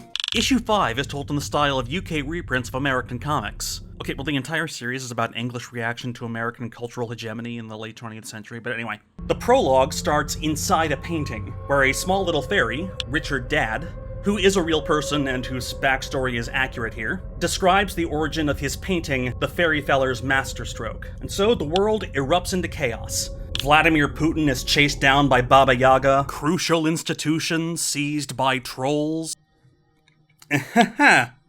Wow, you are a wizard, huh? So in this dark of London, London is overwhelmed by spring-heeled Jaxes, and yes, in Soho, the werewolves of London. Meanwhile, in the Blazing World, Hugo Hercules, a guy I forgot to mention named Engelbrecht, and the Gollywog, who is still here, do battle with the Demogorgon. The Demogorgon, under this definition, is the monster of the people, and not the thing from Stranger Things.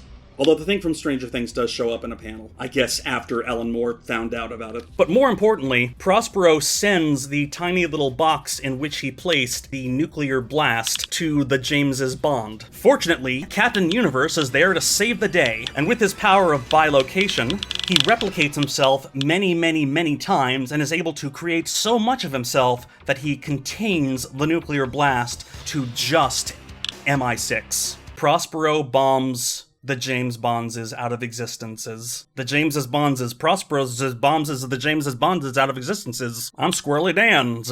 And as the world falls into chaos with all of their fictions overwhelming them, specifically the fictions that Alan Moore knows about, so mostly like, you know, stuff from British literature and American pop culture and that sort of thing, but you know. And in this chaos, we are finally shown the latest version of the Nautilus. Now this Captain Nemo is actually a son of the Nemo dynasty and the Robur dynasty. And as he explains, he intends to conquer the stars. Wait, hold up. South Asian man, reign of terror, late 20th, early 21st centuries, scion of a line of carefully selected genetic breed, shooting his crew into space so that he may terrorize the future in some unknown capacity. Is Jack Nemo supposed to be...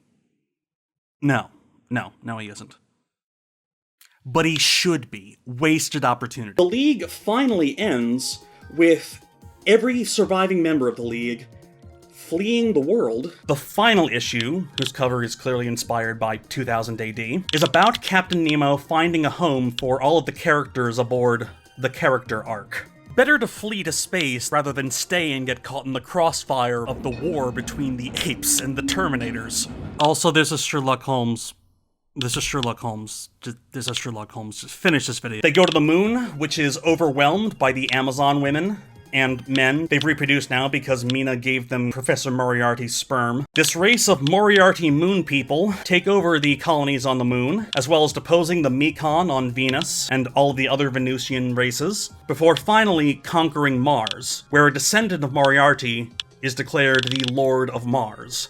The Lord of Mars being the tyrant that still rules over the future in Satin Astro's time. And so, they failed. And finally, they settle in Captain Universe's hideout, a space station which can house a whole nation located in the Oort cloud, which Captain Universe captured from the evil Stardust the Space Wizard.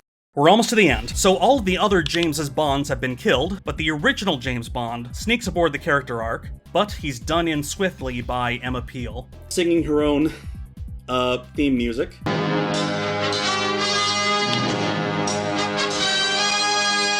It ends in, of all things, a wedding.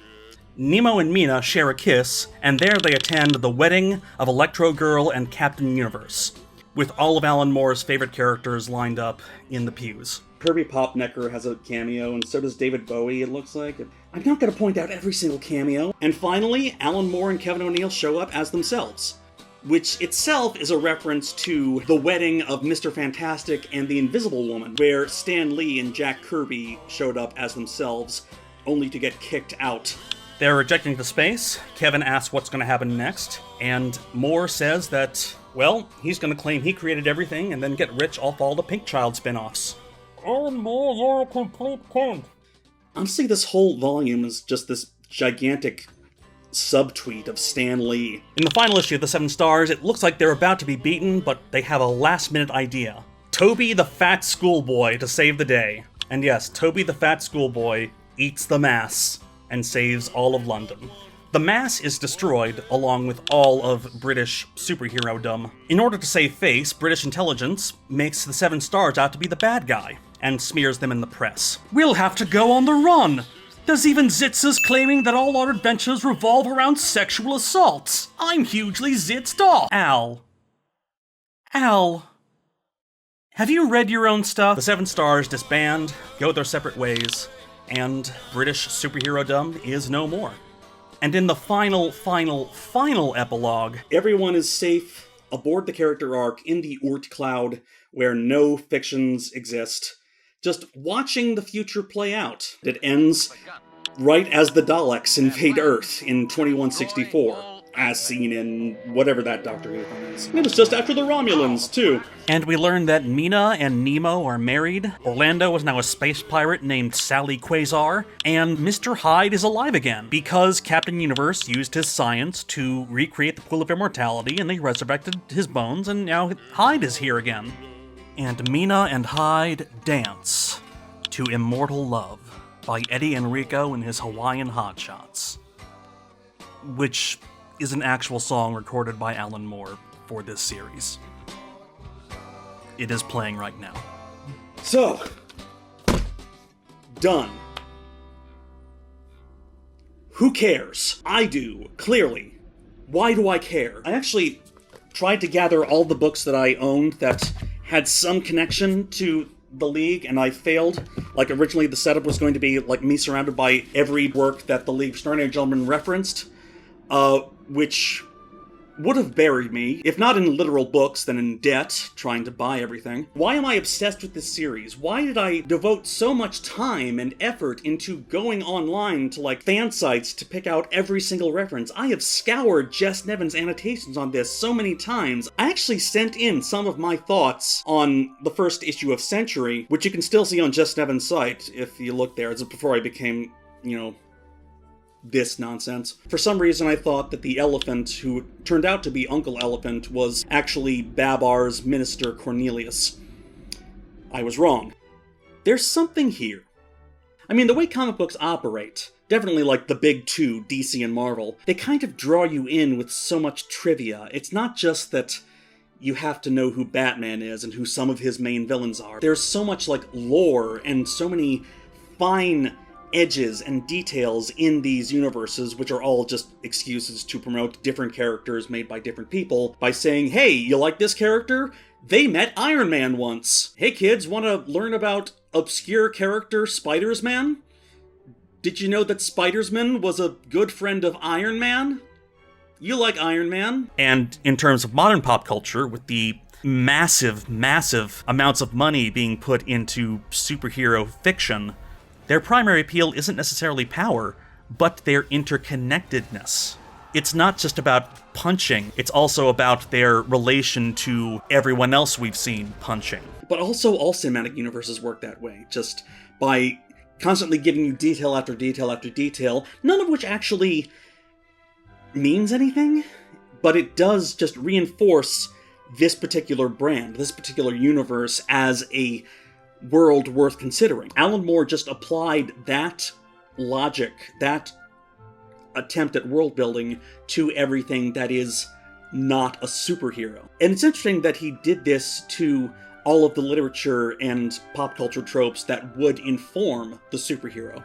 So it's like he's just drawing an outline of superhero comics as a genre with everything that they aren't, which I think is fascinating. And also, in attempting to create a continuity out of everyone else's continuity, it reveals the limits of our own knowledge. Maybe in another world, this whole series could have expanded to include all of fiction and actually created a world made up entirely of other people's fiction that also felt like a direct replica of the world that we live in.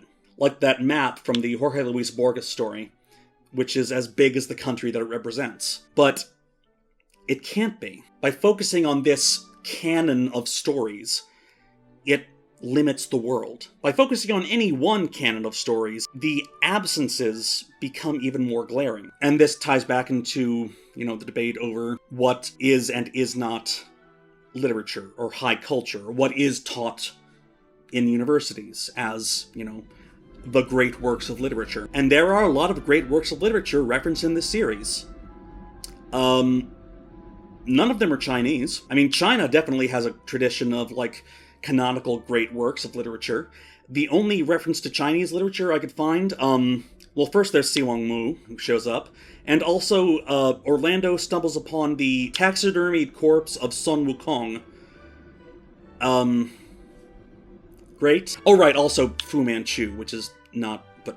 It sucks that the most prominent Asian representation in this is fucking Fu Manchu. It sucks that the most prominent black representation is the Gollywog. And even Nemo, who is such a fascinating character in this. I mean, I love Nemo as a character. He's very intelligent, he's very principled, and ultimately it's Nemo who saves everyone, or rather Nemo's line. Still, even though Alan Moore makes him Indian, makes him South Asian, it's still Jules Verne's and Alan Moore's idea of a South Asian person. Ultimately just feeds back into colonization, like nothing from Africa. Well, there are scenes set in Africa, sure, but it's the Africa of a Western imagination. So it's Alan Quatermain's Africa, it's H. Rider Haggard's Africa, and not the Africa of the people who actually live in Africa. But it is the Africa of Western imagination. The scene at the beginning of the third volume of Century, set in Kumar, Kumar is not a real place, obviously. It's not a real country. It is Aaron Sorkin's idea of what the Muslim world is, which is deeply stereotypical and a gross caricature. They hate women. The only reason they keep Kumari women alive is to make more Kumari men. Kumar is something imposed on the Muslim world by the Western world. Not unlike the borders of Iraq, Syria, and Jordan. I mean, obviously, in this iteration, Kumar is supposed to be a stand-in for Iraq. And Iraq is just as much a Western creation as Kumar is. Even more so. A Westerner made those borders. You know, all countries are essentially narratives. They're all myths that we tell ourselves about what we are and where we've come from. Like, all national narratives do that. And they are often as removed from reality as a blatant work of fiction. Yet those narratives, the narratives of nation and race and gender and economy, ultimately rule us. There was an article I stumbled upon a while ago where one of the lead writers of G.I. Joe expressed his incredible guilt over creating a cartoon where a bunch of American soldiers fight a world-spanning terrorist organization. In the article, he starts imagining the generation of American kids who grew up memorizing these words. Its purpose, to defend human freedom against Cobra, a ruthless terrorist organization determined to rule the world. And then realizing that those same kids would have been of military age when the towers fell. How much of the War on Terror was trying to imagine a war that we could actually be proud of fighting? The great Palestinian-American critic Edward Said once wrote of how often Western literature used the non-Western world as a peripheral source of wealth to the main story. Austen's Mansfield Park is set in Northamptonshire, but its family's wealth comes from a plantation in Antigua. Dickens' Great Expectations sees its protagonist come to a massive fortune, made by an escaped convict through shady means in Australia. Said argued that as we read Austen and Dickens as depictions of England, we should also read them for their depictions of Antigua and Australia. To rejoin experience and culture is, of course, to read texts from the metropolitan center and from the peripheries contrapunctually, according to neither the privilege of objectivity to our side, nor the encumbrance of subjectivity to theirs. The question is a matter of knowing how to read, as the deconstructors say, and not detaching this from the issue of knowing what to read. Texts are not finished objects. They are, as Williams once said, notations and cultural practices, and texts create not only their own precedents, but their successors. The great imperial experience of the past 200 years is global and universal. It has implicated every corner of the globe, the colonizer and the colonized together. Because the West acquired world dominance, because it seems to have completed its trajectory by bringing about the end of history, as Francis Fukuyama has called it, Westerners have assumed the integrity and the inviolability of their cultural masterpieces, their scholarship, their worlds of discourse. The rest of the world stands petitioning for attention at our windowsill. Yet I believe it is a radical falsification of culture to strip it of its affiliations with its setting, or to pry it away from the terrain it contested, or, more to the point of an oppositional strand within Western culture, to deny its real influence. What Said is talking about is an issue of how to read. Seeing and acknowledging the imperial project reflected in works of fiction is the key to decolonizing our own minds. That the League of Extraordinary Gentlemen is about England, and everything that England thinks is the rest of the world. And this is true of all constructed canons. Look at what's being included, but more importantly, look at what's being excluded. And it has to be said that the League of Extraordinary Gentlemen is supremely English. It is Anglocentrism defined. Alan Moore is a subject, but he keeps talking about the League universe as if it is all fiction, as if it is everyone. and it's not everyone. You're always forgetting something. So throughout this whole video making process, I feel like I've been dancing around an actual thesis, so let me get to the point that I'm trying to make. I could list every individual character or work or author referenced throughout the comics in a video that lasts for hours, but you could get that from a wiki, not a video. In fact, most every deep dive into fictional universes could be better summed up by a wiki. Like, wikis are now a fandom staple. Encyclopedic knowledge of the characters and events of a fictional universe are expected for modern fandoms.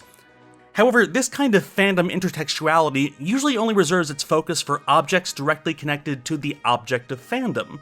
These connections only gain relevance when they approach certain fandom hyper-objects. The Marvels, the DCs, your Tolkiens and Treks and Wars. It is bound by brand and canon and continuity and the ethos of the universe it is set. And as an increasing number of studios put out ever more lavish displays of their own intellectual property claims, as viewers and creators, we need to recognize the charm and absurdity of it, and especially respect its consequences. There is something kind of sinister about the spreading of the cinematic universe and all that. In creating a fiction as interconnected as this one, or Marvel or Star Trek or any of those, it reinforces it. It brings you back to these same ideas. I mean, I like the MCU.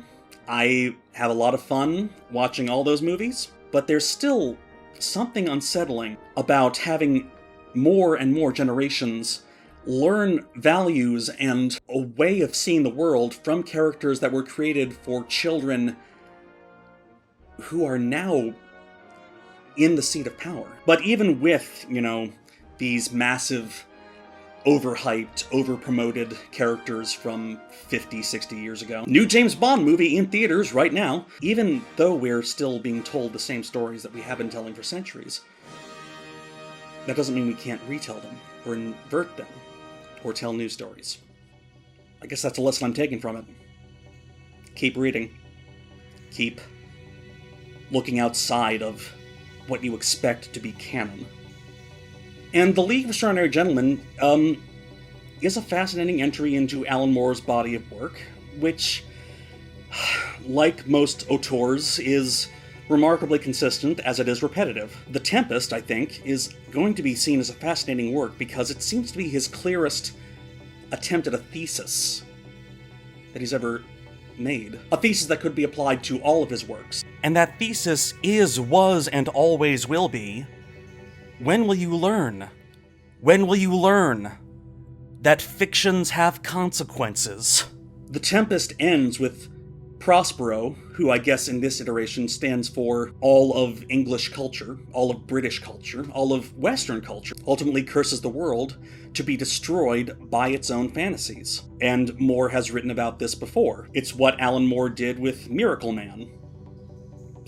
It's what Alan Moore did with Marvel Man. Marvel Man was a child's fantasy who grew up and found the real world. Watchmen was all about the implications of a mass culture of mass vigilantism and the huge global repercussions that would actually have. And I guess that's what Alan Moore has always been saying. Children grow up, and they make the world into the land that they needed in their childhood. For better, for worse, but that is the one inevitability. We grow up, we grow older, and we try to create the world into the one that we've dreamt. We are but older children, dear, who fret to see our bedtimes near. And honestly, he's got a point. I don't know if he still knows the score. He knows what battles to pick. He decided to go out in retirement by literally cursing the world and letting everyone know that James Bond sucks, superheroes are made up bullshit, pirates are cool, and English comics writers should be paid more, I guess. But I get that bitterness. It's a spell. It's a spell.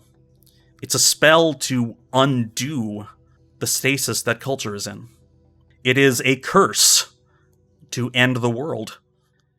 And I find that fascinating and haunting. Careful the spell you cast, not just on children. Sometimes the spell may last past what you can see and turn against you. Careful the tale you tell, that is the spell. Children will listen. Is Alan Moore into Stephen Sondheim? Can we get Alan Moore into Stephen Sondheim? I mean, he's referencing South Park in the last volume of League. We can get him into Sondheim, right? We are bound by our fantasies, and they will come true. In the worst way possible. And maybe we should listen to a guy who has met, in real life, characters that he created. It's a bit surprising when some of your characters who you thought you'd made up suddenly seem to escape into ordinary reality. I mean, what is it about the mask that is it just useful? This video was made possible by my patrons who voted in a poll on what the next video would be, and they voted for this. The League of Extraordinary Gentlemen. If you want to control what I make next, for as little as $1 a month, you can vote in the next poll on what I do next, which hopefully will be a lot more structured and less fanboyish than this. Also, if the League of Extraordinary Gentlemen ever gets exploited and turned into a TV show, can I be in the writer's room? I need to get all my thoughts out about this series that includes Mr. Hyde raping the Invisible Man to death, and Mr. Toad as a creation of Dr. Moreau, and Moby Dick and Squidward in the same panel. Look at this. Moby Dick and Squidward show up in the same panel. Squidward, first of all, Alan Moore knows who Squidward is. Second, he put him in the same... Then Gandalf the Grey, and Gandalf the White, and Monty Python and the Holy Grail's Black Knight, and Benito Mussolini, and the Blue Meanie, and Cowboy Curtis, and John B. the Genie, Robocop the Terminator, Captain Kirk and Darth Vader, Lopan, Superman, every single Power Ranger, Bill S. Preston and Theodore Logan, Spot the Rock, Doc Ock, and Hulk Hogan. It all came out of nowhere, lighting fast, and they kicked Chuck Norris in his cowboy ass. It was the bloodiest battle that the world ever saw, with civilians looking on in total awe. The fight raged on for a century, many lives were played, but eventually the champion stood. The rest saw their better, Mr. Rogers in a bloodstained sweater. This is the ultimate showdown, ultimate destiny. Good